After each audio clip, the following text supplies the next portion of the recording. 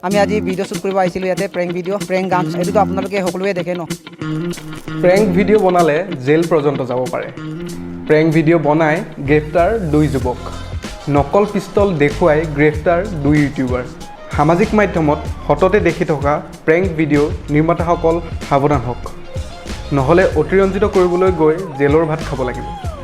কিয়নো আজি সংঘটিত এটা ঘটনাই আচৰিত কৰিছে সকলোকে।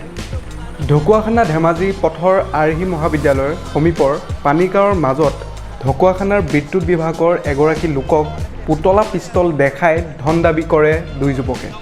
নাই পিষ্টল মানে মোনাই নাই মানে একদম শুনাই নাই মানে ডিমাণ্ড একো কৰা নাই। হেলমেট ক'ত ঘূৰিছোঁ বাছ, হেলমেট ক'ত এই বিলজি গড়গাঁও পানীগাঁৱত বিলজি আহি মই ঘৰলৈ আহিছিলোঁ। ঘৰলৈ এইটা পানীগাঁও এই নিজান জেগাডোখৰত সিহঁতি মই আগত দিছোঁ পিছল ডোখৰ আছে। তাৰপৰা বন্ধু হোৱাৰ কথা বোলে যিমান কৈছে সিহঁতি মোক। স্থানীয় ৰাইজে দূৰৰ পৰাই প্ৰত্যক্ষ কৰি আছিল সমগ্ৰ দৃশ্যটো। লগে লগে দুয়োজনে কৌশলেৰে কৰায়ত্ব কৰি খবৰ দিয়ে আৰক্ষীক।